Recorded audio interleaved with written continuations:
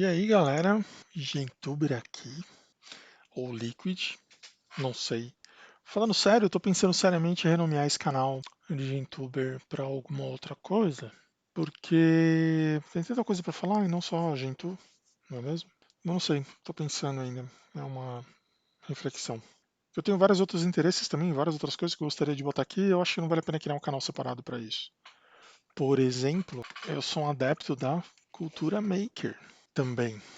Poderia falar disso nesse canal. Eu sou um aficionado por motos, dentre outras coisas. Minha gata sossegou aqui. Bom, esse vídeo é um vídeo um pouco mais pessoal, um pouco mais de historinha. Ele não é um vídeo fácil, ele não é um vídeo que vai agradar a galera. Será que se eu ligar a luz fica melhor aqui? Olha, ficou verde. Ficou interessante esse verdinho aqui. Na minha cara, não sei, deixa eu ver. Acho que assim tá melhor. Bom, olhando nos olhos da câmera. Esse vídeo é um vídeo um pouquinho mais pessoal.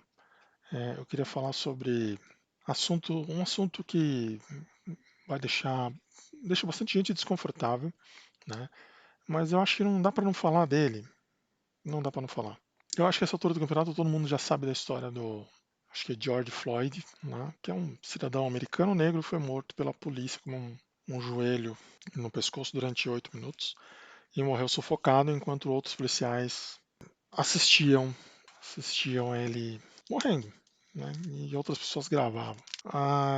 E é um assunto que é muito desconfortável, né? Para muita gente, porque racismo não, ele exige um certo autoconhecimento que normalmente as pessoas elas não estão muito preparadas para mergulhar dentro de si e encarar esse tipo de demônio, né? É difícil você passa a vida inteira fazendo alguma coisa errada e ninguém te fala que está errado, muito pelo contrário, o pessoal normaliza e geralmente o choque é traumático, né? Só contando um pouco do meu background. Eu cresci num bairro de brancos pobres, apesar de eu ser preto a minha vida inteira, eu cresci num bairro de brancos pobres. Mas, por exemplo, o primeiro computador que eu vi na minha vida, primeiro, foi na casa de um amigo meu, que o pai dele era engenheiro, e o cara é negão. Isso foi em 93, 94. E vendo esse cara trabalhando, esse cara trabalhava de casa, e vendo esse cara trabalhando no computador, mexendo no AutoCAD lá, meio que me ajudou a ver, nossa, que legal, é isso que eu quero fazer. Isso é um pouco daquela questão da representatividade. Mas, como eu falei, eu cresci num bairro de brancos pobres, digamos assim, quase todos descendência europeia, né? Tinha muita gente do sul, galego mesmo. E tinha muita gente descendente de italiano, que, meu, São Paulo, cara. São Paulo não existe paulista puro aqui, todo mundo aqui é imigrante, todo mundo aqui veio de algum lugar. E eu sofri, por incrível que pareça, cara, eu sofri muito pouco racismo. Porque os meus amigos iam na minha casa, dormiam na minha casa, comiam na minha casa. Eu ia na casa dos meus amigos, dormia na casa dos meus amigos, comia na casa dos meus amigos. Eu sempre fui tratado muito bem na casa de todo mundo. E eu só fui descobrir o que era racismo muito tempo depois. E não foi nem na vida, no mundo, assim, né? Foi na minha família. Tem uma parte da minha família que é um pouco complicada.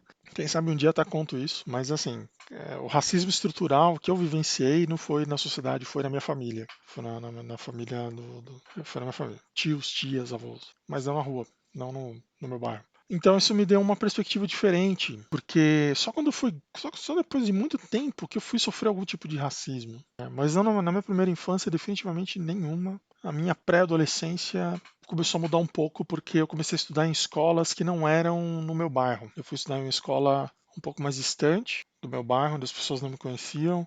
E eu sofri um racismo que é o negócio mais bizarro. Não é um racismo, mas é um preconceito. Eu não conhecia a cultura dos negros, digamos assim. Meu pai não deixava eu fazer capoeira. Eu não frequentava os templos de Umbanda em Candomblé que tinha no meu bairro, porque meu pai não deixava, por causa da religião dele. E eu não tive essa cultura com contato, eu não tive esse contato com a família negra, com a cultura negra, propriamente dita. E quando eu fui estudar em um lugar, que era uma escola que ficava perto de uma favela, e tinha muitas pessoas negras lá, obviamente, e que não tiveram o mesmo privilégio que eu tive de crescer num bairro de brancos pobres que, por incrível que pareça, me aceitavam muito bem, e me aceitam até hoje, somos amigos ainda. E eu não estava preparado para lidar com algumas situações, assim, tipo, de, por exemplo, sofrer racismo duplo, digamos assim. Eu era maltratado pelos negros da favela porque eu não fazia parte da cultura deles, eu não conhecia a cultura deles, eu não gostava das coisas que eles gostavam, não lutava capoeira, E eu sofria racismo dos brancos do bairro que eu não cresci, que era um bairro um pouquinho mais de brancos classe média, brancos professores da USP, brancos formados em engenharia, não era brancos pobres, né? Digamos assim. Então, sofri muito bullying na escola, foi uma coisa muito complicada. E isso me levou a ter preferências mais introspectivas também, né? Eu preferia fazer coisas não tão em grupo, tão. E aí, quando eu entrei na universidade, só quando eu entrei na universidade que eu vi que o barato era louco. Porque eu estava numa turma de 160 pessoas e tinha dois negros na minha turma, basicamente. E foi lá que eu tive contato com Linux pela primeira vez. Então, foi numa universidade top. Ela sempre está ali entre as duas ou três melhores universidades do Brasil. Já foi melhor da América Latina. E eu entrei nessa universidade numa época que não tinha cota. Apesar dos pesares, eu passei o mesmo vestibular que todo mundo ali passou. Só que existia um abismo muito grande entre a minha realidade e a realidade da galera que estudava lá. Então, eu conheci gente que era neonazista. O cara era neonazista. Ele era mesmo. E ele se orgulhava disso, que foi a criação dele. Eu estudei com gente integralista. Então, imagina, fazer trabalho em grupo com essas pessoas era um negócio muito complicado. Porque algumas eram racistas mesmo. Assim, o cara era racista de verdade. Alguns era aquela galera mais inclusiva. Ia lá, pega, vamos ali e tal. Mas ali eu tive contato com pessoas que eram tão ricas que, tipo, que o abismo, eu sempre achei que o abismo ali era muito mais cultural do que qualquer outra coisa, sabe? Não era tão não era nem um abismo tão racista, acho que era uma coisa meio mais cultural, porque eu não tinha acesso às mesmas coisas que eles sempre tiveram a vida inteira, né? Então eu tive algum contato com RPG e a galera lá já tinha lido Tolkien na pré-escola, sabe? Eu sofri algumas resistências lá. Eu era desafiado o tempo inteiro. E eu nunca senti que tinha alguém me atrapalhando, puxando o tapete. Eu sempre. O problema mesmo para mim era o sistema mesmo, né? Nessa época eu não tinha grana para comprar um. Eu não tinha um PC e eu tinha que entregar trabalhos feitos no PC, então eu morava basicamente no laboratório de informática da faculdade. Assim, eu virava à noite lá. Tipo, eu terminava minha aula de manhã, passava o dia inteiro na universidade e depois eu virava à noite de madrugada lá para poder fazer os trabalhos que eu tinha que fazer. E depois de muito custo, eu comprei um computador, aí eu não tinha internet ruim, aí eu precisava da internet da faculdade. Então, quer dizer, foi um negócio, apesar de eu ter tido, passei no mesmo vestibular, mas as condições não eram iguais. Mas eu não reclamava, eu fazia a minha parte. Mas eu sempre sentia um buraco na minha formação, sabe? Tinha algumas coisas de matemática, principalmente eu fazia matemática, né? Matemática pura. Tinha vários conceitos que eu tinha muita dificuldade de entender porque eu não tive isso na escola. E no cursinho passou correndo. O cursinho ele não te prepara para a universidade, tá? Fica a dica. O cursinho te prepara para passar no vestibular. Se você não fez um bom colegial, você vai ter dificuldades na universidade top, porque eu lembro de uma prova, era cálculo. Eu fui super mal. A professora ela até falou que era normal as pessoas irem mal mesmo nessa primeira prova, que a gente ainda estava em outro ritmo. E na resolução da prova, eu tomei vários sustos, porque eu achava que eu sabia matemática. E aí a professora resolveu questões usando o binômio de Newton. Nunca tive isso. Eu tinha que resolver algumas questões usando divisão de polinômios. Nunca tive isso. E era esperado, inclusive, conceitos de cálculo. Então, era esperado de mim que eu já soubesse derivar e integrar no primeiro semestre da universidade, no curso que deveria me ensinar isso. Na verdade, o curso de cálculo lá era um curso não era para ensinar a derivar e integrar, era ensinar a como você chega num conceito onde você tem ali uma ferramenta, você consegue entender por que aquela ferramenta funciona. O curso de matemática, ele não é um curso, não é que nem engenharia, não é resolver lista de exercício, é mais você entender de onde vieram os conceitos. Então, era um curso meio cabuloso. E eu percebi que, cara, eu não tinha condições nenhuma de resolver aquela prova, porque tudo aquilo que era esperado de mim eu não tive na escola, eu não tive. Então foi meio desesperador. E a molecada tinha, a molecada teve isso, cara. Sabe, eu vi gente lá resolvendo binômio Newton como se fosse nada. Eu vi gente resolvendo divisão de polinômio como se não fosse nada. Umas 300 técnicas diferentes para resolver as questões de álgebra linear, sabe? Então, a maior parte da minha dificuldade nessa graduação foi justamente esse gap, foi esse buraco que tinha entre a minha formação e a universidade. Mas eu não sentia racismo, não. Pode ser ingenuidade? Pode. Mas, cara, eu tive namoradas lá. E eram todas brancas, porque não tinha. Se quisesse namorar uma neguinha lá, não tinha, velho. Não tinha, tá ligado? E essas meninas me levavam pra casa delas e me apresentavam pra família. Então, era uma coisa meio social. E eu continuei acreditando realmente que não tinha, que essa coisa de racismo era uma coisa muito distante de mim. Eu sempre achava que talvez fosse um pouco de exagero, né? Tirando o que eu sofri na minha família, né? E isso até quando teve a coisa das cotas, o pessoal começou a falar em cota, eu fui um pouco contra. E eu me posicionei contra várias vezes, inclusive. Porque eu achava que, primeiro, a pessoa que entrasse fácil, ela não ia dar valor. Segundo, ela não seria valorizada pelos seus pares, porque ela teve a entrada facilitada. E que ela daria um péssimo profissional depois. Eu acreditava nisso. Mas hoje eu entendo que a questão da representatividade é um negócio muito importante. E não é porque o cara tem uma barreira para entrar que ele não consegue se reinventar lá dentro. Da mesma forma que eu tive que me reinventar lá dentro, mesmo superando essa barreira toda, né? Eu não tive cota para me ajudar. Eu entrei na raça, eu entrei com nota boa. A minha turma tinha 160, eu entrei em 20º alguma coisa. Eu estava ali no topo do negócio, porque eu estudava pra caramba. Eu estudava 8 horas por dia e trabalhava. Eu tinha que dar um jeito. E eu dava um jeito. Eu conseguia entrar. Lutei muito para entrar, mas não foi suficiente, né? Tipo, eu passei muito aperto.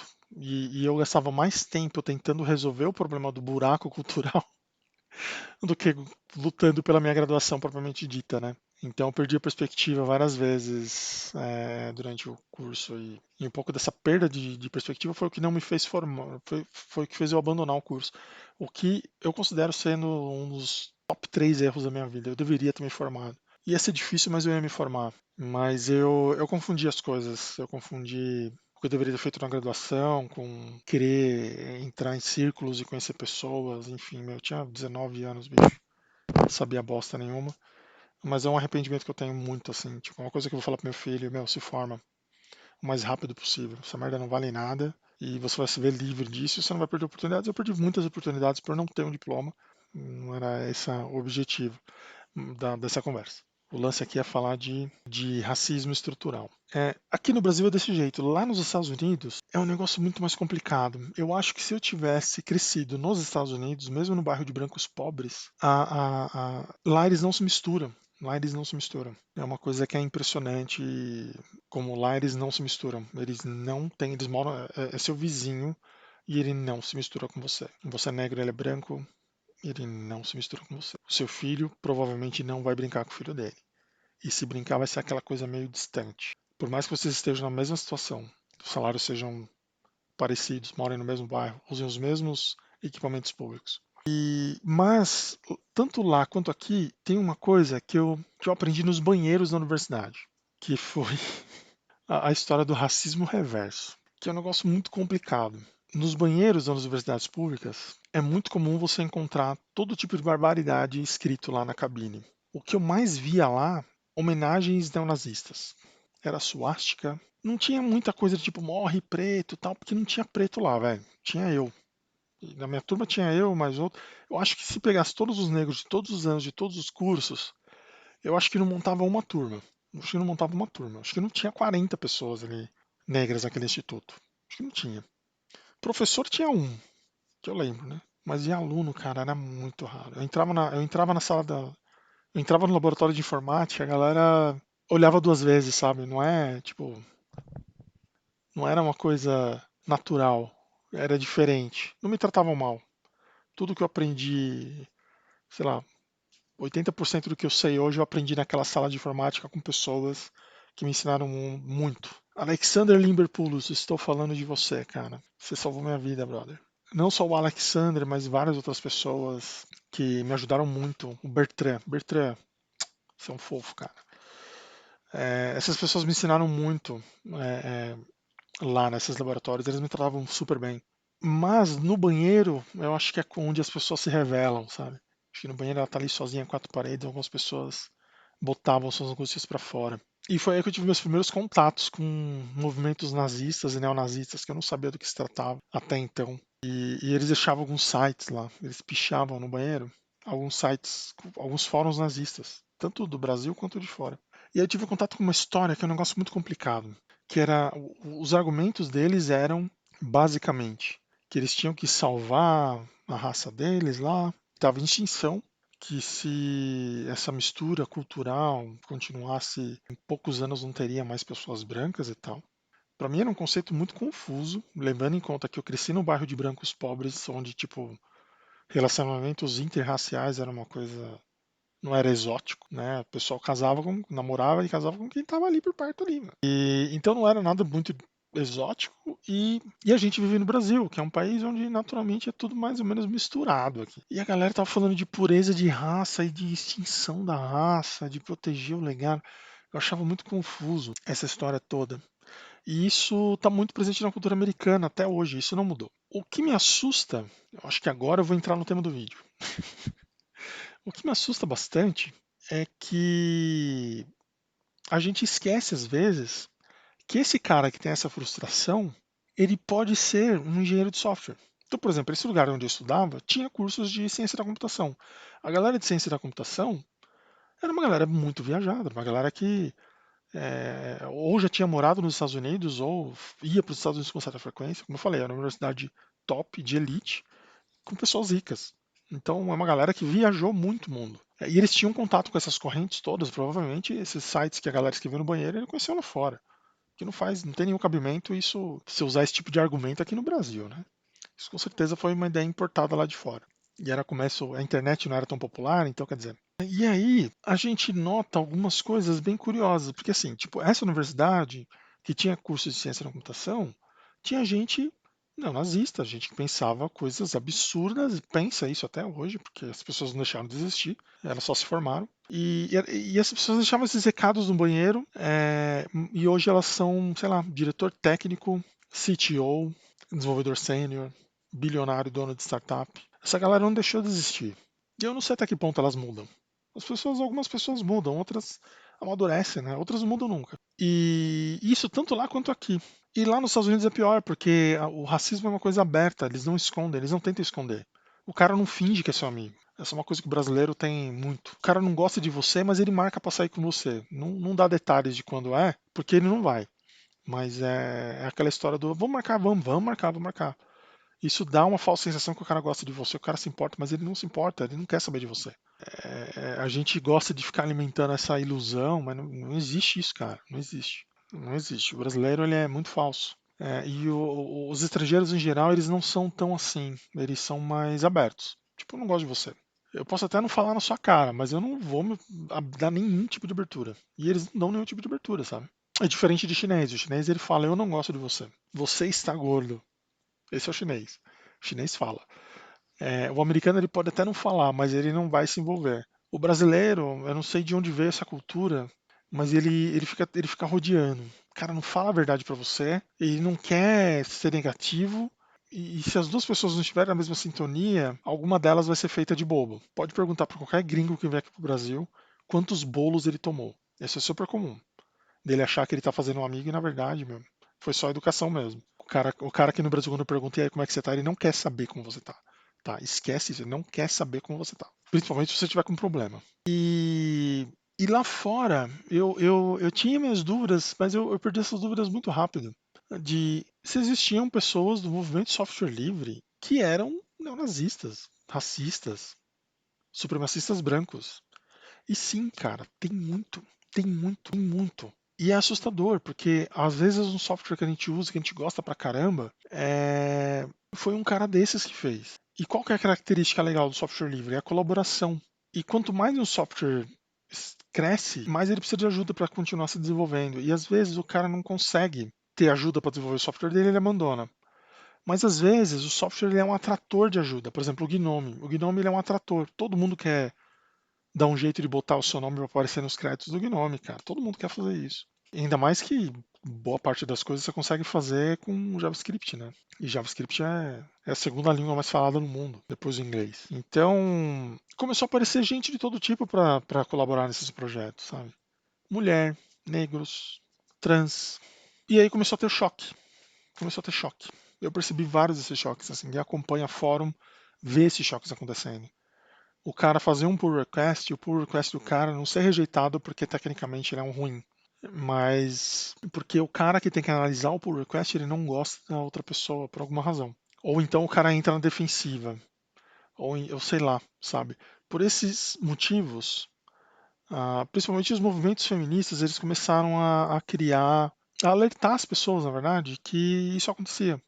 Que tinha poucas mulheres, né, fazendo programação, o que é um lugar natural e de direito das mulheres, trabalhar com tecnologia. Não é natural ser o mercado de homens, tá? O natural no mínimo, ser igual, no mínimo. Mas não é o natural. Esse mercado é cheio de homens. E não há motivos para você discriminar uma pessoa trans, gay, negro, judeu, macumbeiro, whatever. Não tem motivos. Mas essa galera começou a se sentir acuada e os quebra-paus começaram a acontecer. Então começou a aparecer um monte de relato de pessoas que se foram muito maltratadas em projetos de software livre. Mulheres, transexuais em geral, que é preconceito duplo, triplo, né? Então a galera começou a escrever os códigos de conduta. E esses códigos de conduta estão dando muita polêmica, porque está deixando muita gente desconfortável com a situação. E isso está criando softwares de nicho. Eu não sabia disso, mas tem uma distribuição Linux que eu fiz review aqui no canal, que eu não vou falar qual é. Tentem adivinhar qual que é a distribuição Linux favorita dos neonazistas. Eu não sabia disso. Por alguma razão, existe distribuição Linux para neonazi. Enfim, por quê? Não sei. Mas eu achei referências dessa distribuição. Eu acho que foi no 4chan. 4chan é um esgoto na internet. Porque era uma distribuição que ela tem muito pouca gente usando. Então, na hora que eu joguei no Google, saiu coisa de tudo quanto é canto. Eu fui seguindo as migalhas, fui parar no fórum do 4chan, onde a galera estava debatendo quais eram as melhores distribuições Linux White Power. E existe uma distribuição Linux White Power oficial, tá? Só pra você saber. E uma dessas distribuições que eu fiz review aqui, e eu não vou apagar o vídeo, não vou falar qual que é, ela foi sugerida por um desses caras. Era sugerida por um desses caras. E eu não sei exatamente o que uma coisa tem a ver com a outra. Mas me parece que o cara ele vai negando tanto a realidade que ele começa a se isolar e se cortar e ele vai entrando num nicho especial ali, alguma coisa do gênero, que é um negócio bizarro. Enfim. Façam esse exercício e tentem descobrir que distribuição é essa. Eu fiz review aqui no canal.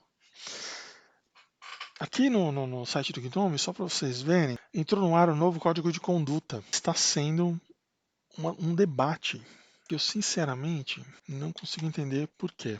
Aqui, esse é o novo código de conduta do GNOME, ele entrou no ar há pouquíssimo tempo. E aqui eles falam de coisas que parecem óbvias, sabe? Por exemplo, é inapropriado nos espaços de comunidade do Gnome intimidação, interrupções nas conversas, ameaçar pessoas, incitar pessoas a fazer o que elas não querem, sexismo, racismo, homofobia, transfobia, esse tipo de coisa. Ok, tem, ambiente saudável, mas uma parte deixou algumas pessoas muito incomodadas, inclusive o cara que me fez, um dos caras que me inspirou a criar o canal no YouTube aqui, que é o Derek Taylor, que é essa parte aqui. A comunidade Gnome prioriza pessoas marginalizadas, a segurança de pessoas marginalizadas, do que o conforto de pessoas privilegiadas. Então, o comitê não vai agir sobre reclamações do tipo racismo reverso, sexismo reverso, cisfobia, etc, etc, etc. Muita gente, e assim, muita gente mesmo, porque eu fui ler comentários do vídeo, eu fui procurar em fóruns, e um monte de gente com página no GitHub, quer dizer, desenvolvedor de software, engenheiro de software, revoltado, porque ele é branco, privilegiado, e ele se sente sofrendo racismo reverso. Sempre que essa galera mais empoderada está começando a chegar nesses espaços, né? Porque assim, uma coisa é você ter o negro pobre coitado que nem eu.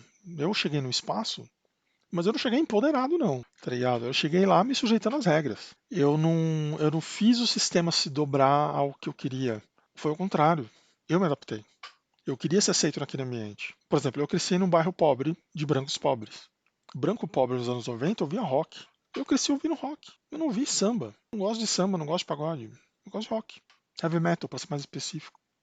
Tem coisa mais de branco pobre do que heavy metal, cara? Parando para analisar assim, no contexto global do mundo, da Terra redonda. Não tem. E esse foi um ponto de contato, né? Quando eu entrei na universidade, um ponto de contato que eu tinha com aquela galera lá era justamente a música. Porque eu gostava da música que eles gostavam, eu jogava os jogos que eles jogavam, Eu tinha uma cultura, assim, era uma versão limitada da cultura que eles tinham. Mas assim, o meu padrão cultural era o padrão cultural deles com meus recursos, basicamente. Então a gente tinha alguns pontos de contato. Imagina se eu chego lá falando que eu só ouço Racionais e pagode, e jogo capoeira e chego lá de Black Power, sabe?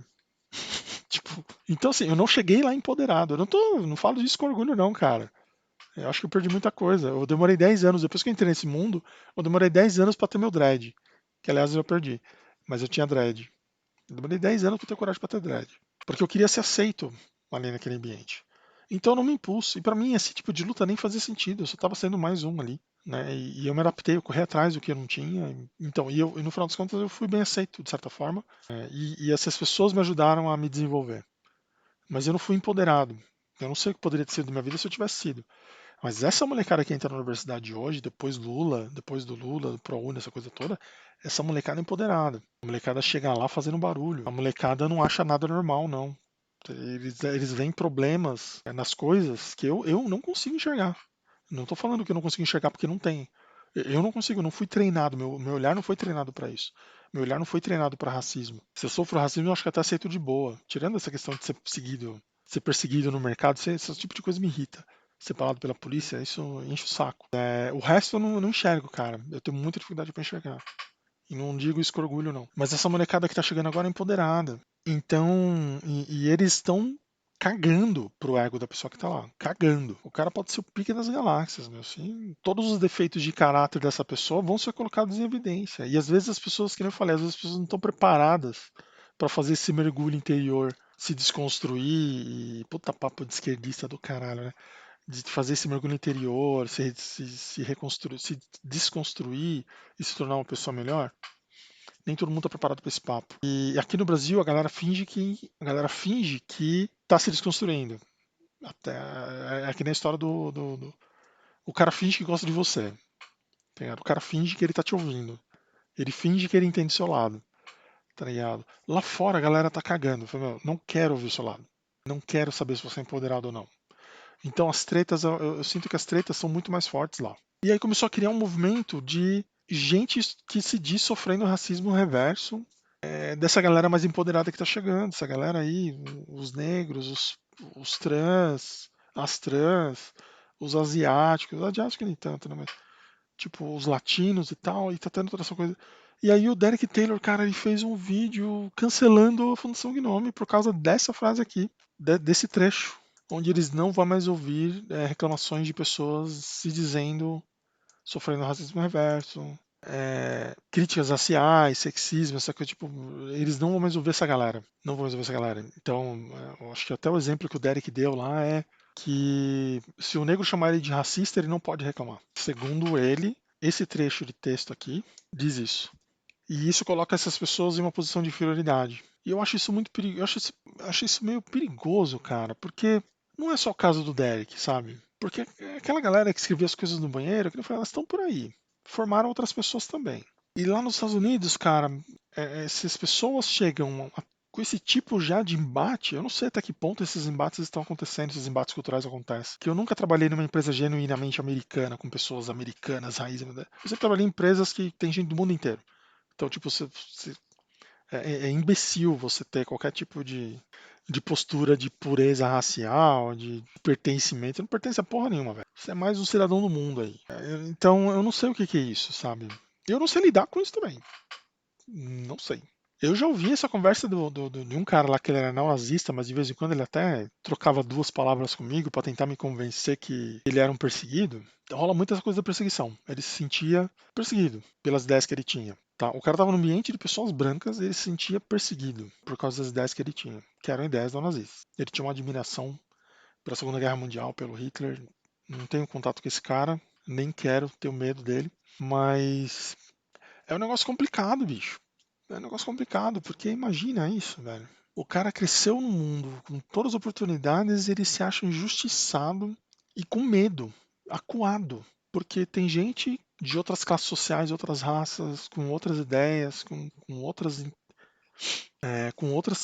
concepções de mundo, e quando entra em conflito, porque basicamente, cara, eu não conheço nenhuma situação onde você vai entrar numa briga com uma pessoa trans se você tratar essa pessoa como você quer ser tratado. Eu não consigo imaginar nenhuma situação. Tipo, se você tratar essa pessoa com respeito, em qual situação ela vai te atacar? Ela vai te chamar de, sei lá, cisfóbico? Não. Vai te chamar de homofóbico, de transfóbico? Em qual situação isso vai acontecer? Agora imagina, numa fundação de colaboração de desenvolvimento de software. Em qual situação vai aparecer alguém apontando o dedo dizendo você é racista? Em quais situações isso pode aparecer? E é difícil para mim entender isso, porque, sei lá, o cara não vai aprovar, o cara não aprova o seu pull request. E geralmente pull request é sempre motivo de briga, tá? Mas até nisso, eu fico até sem saber, porque eu lembro de várias vezes, os meus primeiros pull requests, eles sempre foram recusados. Raras vezes eu tive meus primeiros pull requests aceitos. Geralmente eles são recusados por default, sabe? Sempre tem algum ajuste para fazer, os primeiros, né? Depois você ganha, você entende como é que o negócio funciona, o negócio vai. Mas os primeiros são sempre negados. Inclusive, teve um que eu demorei uma semana para conseguir fazer o negócio, cara. E era um negócio simples. E eu não conseguia fazer um negócio é, atender todos os requisitos da cultura da empresa, sabe? Não é só ter o teste e só ter a indentação. Tem algumas. Como é que fala? É uma cultura do código lá, enfim, é uma cultura da galera. Tipo, eles não aceitam determinado tipo de coisa e isso não está escrito em lugar nenhum. Então você só vai descobrir isso na hora que você mandar o pull request. Que aí o cara vai dizer que não é por aqui, é por ali, ou porque o cara tem alguma informação que você não tem sobre o resto do sistema, você está mexendo num pedaço, mas esse pedaço tem implicações em outro. Então o cara sabe, você não sabe, o cara vai falar. E assim, eu fiquei uma semana quase para lançar um pull request nesse projeto. Demorou. E eu imagino que talvez seja essa a situação. Tipo, sei lá, o cara mandou um pull request e o outro maluco não gostou, aí começa a gerar uma certa inimizade, ou os comentários do café. Mas, tipo, cara, é difícil para mim conceber como pode surgir uma situação de racismo reverso dentro da Fundação Gnome. Eu não consigo entender em que situação isso pode acontecer. Mas esse tipo de reclamação, cara, tá acontecendo em todos os lugares. Tá? É no kernel do Linux, é no Gnome. Não é só o Derek Taylor reclamando, tem mais gente reclamando também. O Derek Taylor, inclusive, é um cara que ele tem um histórico, ele perdeu o emprego dele porque uma cliente do lugar onde ele trabalhava acusou ele de racismo. Eu não sei se ele é racista ou não. Eu assisto os vídeos dele. Eu não sei se ele é uma boa pessoa. Sinceramente, eu não sei. E sendo bem sincero, eu não sei se eu quero me importar com isso, porque quando eu vejo o vídeo do Derek Taylor, eu não quero saber a opinião dele do mundo, sabe? Sobre o mundo. Quero saber a última loucura aí que ele descobriu e que ele resumiu pra mim num vídeo de 15 minutos que eu não vou ter que gastar 4 horas pra descobrir o que ele descobriu. Então, assim, eu tô muito preocupado. Eu tô, de verdade, eu tô muito preocupado que essa história do Jorge, ele é um grito, é um desabafo da galera que sofre desde sempre, com todo tipo de atrocidade que você pode imaginar. Eu não sei se você que está me assistindo aí é branco ou é negro, eu não sei. O que eu consigo desejar nesse momento é que, putz, trate as pessoas como você gostaria de ser tratado, seja justo, tire os preconceitos da sua frente. Tem muito preconceito no sentido de literal da palavra mesmo, de você olhar para o cabelo de uma pessoa e tentar tirar traços da personalidade. Cara, isso é loucura, velho, não faz isso. Boa bobagem. Não é porque uma pessoa tem um black power que ela tem aquele pensamento que se encaixa dentro de algum preconceito que você tem. Não é. Ah, porque o cara usa dread, o cara é maconheiro. Não tem essa, brother. Não tem essa. Esse que é o lance. Entendeu? Você tem que tirar esses preconceitos da sua frente para funcionar. Não é porque o cara é branco, parece um queijo de Minas, de tão branco que o cara é, não é por isso que ele é racista, brother. Não é porque ele não quer ficar perto de você que ele não gosta de você. Às vezes ele só não gosta de ficar perto de outras pessoas. Tem aquela história da bolha, espaço pessoal da pessoa, tem que respeitar esse espaço pessoal das pessoas às vezes. Às vezes é só uma questão de tato, sabe? De tato. Obviamente o contexto envenena um pouco essa coisa, né? Se você trabalha em um lugar onde existe um viés racial muito grande, você vai se contaminar um pouco disso, com certeza. Você vai achar que uma pessoa que não está olhando para você ou que não dá muita atenção, você vai achar que é uma questão racial porque você está naquele contexto ali. E às vezes não é. Às vezes o cara até é um racista filho da puta, mas ele é profissional.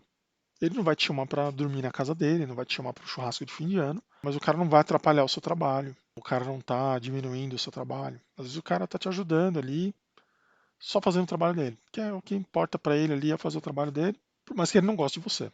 Por N motivos. que eu não sei se você tem que fazer e gostar, enfim. Então, eu tô preocupado, né, admito pra você. Eu tenho muito medo de a gente virar viver um neonazismo tecnológico, porque hoje em dia é muito pior. Que aí você persegue o cara de todas as formas possíveis e imagináveis. Você fica fazendo bullying com o cara até o cara se matar. Eu sofri muito bullying quando eu era criança, cara. Eu fico imaginando se eu tivesse internet naquela época. Porque hoje em dia o bullying, o foco do bullying hoje em dia é fazer a pessoa se matar, né? Você vai destruindo a pessoa até que ela chega a essa conclusão: puta, se o mundo é isso aqui, eu não quero viver isso. Aí, moleque de 14 anos vai se matar. E a gente misturou tudo. A gente misturou o bullying natural, um contexto racial, porque está explodindo aí na nossa cara, e mistura isso com a má vontade, com a falta de diálogo, com a falta de tato. As pessoas perderam as habilidades de comunicação social. Microfone e câmera não substitui uma conversa presencial, onde você tem outros 1000 elementos para analisar e se envolver e ter empatia com a outra pessoa que está conversando, né? A gente aprendeu a lidar com pessoas em forma de chamado, né? Uma issue. Não, o cara escreveu essa issue, eu respondo essa issue. Não tem uma pessoa atrás da issue. Tem uma pessoa que escreveu lá o report, né? Quem fez esse commit aqui foi uma pessoa, não foi? A gente perdeu esse tato. E é assustador, porque quando a gente perde esse tato, cara, vira um vale tudo. Da mesma forma que eu ouvi falar de uma vaga de emprego que o cara só contratava o bolsonarista, isso é verdade. Era uma vaga para WordPress em Guarulhos. Requisitos da vaga: ser bolsonarista. Esse era o primeiro requisito. Será que a gente vai começar a ver de novo aí? Requisito da vaga: ser branco, cis hétero. Qual que é o lance, velho? Onde é que vocês querem chegar com isso? Depois reclama que a China vai vir e vai formatar essa porra toda. Eu não tenho a menor dúvida disso. Enquanto é que a galera tá brigando pra ver, medindo cor do tom de pele, meu, os chineses estão cagando pra cima, eles vão vir e vão formatar essa bosta inteira. E eles são racistas pra caralho. Só que eles estão focados ali no projeto deles. Semi-dominação mundial. Tá? Bom, esse vídeo ficou longo, não tem nada a ver com o resto do canal, mas é um desabafo aí, tinha que fazer. Tinha que me posicionar. Se você, por acaso, se sentiu ofendido com alguma coisa que eu falei, eu só posso te pedir desculpas, olhando bem nos seus olhos. Desculpa, cara, não foi a intenção. É, até porque eu acho que eu peguei bem leve aqui, bem leve mesmo. Coloquei as coisas bem em perspectiva. Eu consigo, de certa forma, entender um pouco dessa insegurança dessa galera, mas essa insegurança, eu já adianto logo pra vocês, essa insegurança que o homem branco, hétero, tá sofrendo, cara, não é racial essa insegurança, cara. Essa insegurança é uma insegurança que grupos estão se aproveitando dessa insegurança, que não tem nada a ver com questão racial. Estão se aproveitando, dizendo para essas pessoas que eles estão arrumando inimigo, eles estão pintando inimigo. Ó, o inimigo é o negro, o inimigo é o japonês. Não tem nada a ver. É uma outra questão. Essa segurança, principalmente a forma que o mundo foi pra caralho. O capitalismo tá numa vibe meio errada aí. E hoje em dia as pessoas trabalham pra caramba e não conquistam quase nada com essa grana. E fica essa loucura de abrir startup e ficar enrolando investidor atrás de dinheiro e vendendo equity, vendendo sonhos aí, vendo até onde dá, meu. Essa merda é frustrante mesmo, velho. Isso não era certo, não. Isso é complicado, essa porra aí. E aí vem um filho da puta e fala que é uma questão racial. Não, você tá inseguro aí. Não é racial, não, não é, cara. Esses assuntos são difíceis mesmo. Que não falei, meu, olhar pra dentro é muito complicado. Você começa a ver coisas que você não quer ver. É um exercício que a gente não faz, porque a gente criou uma cultura contra a terapia muito grande. As pessoas acham que terapia é coisa pra doente mental e não é. Totalmente. Todo mundo precisa se tratar, ninguém é normal. E é isso, meu. Eu espero que você não saia do canal por causa desse vídeo. Acho que coisas legais estão. Tem coisas legais no canal, outras coisas legais vão chegar aqui também. Mas de vez em quando eu preciso falar sobre esse tipo de coisa. Até porque eu não sei até que ponto vai ser possível não falar dessas coisas daqui pra frente. Eu tenho um levante racial, software livre, não sei. Eu tô fudido, eu não sei como é que eu vou fazer pra editar essa merda desse vídeo. Mas é isso, galera. Gostou do vídeo? Dá um like. Não gostou? Dá um dislike. Se quiser deixar comentário, deixa um comentário. Seja gentil. Seja gentil. Não quero arrumar treta. Isso não é um canal de treta. Nunca foi. É um canal de tecnologia. Tem que abordar esses assuntos. Eu acho que não dá pra não falar sobre essas coisas. Tá? Acho que não dá pra não falar. Eu acho que não falar, se omitir nesse momento, é pior. Não dá pra ignorar o mundo real, bicho. Um abração pra vocês. Falou.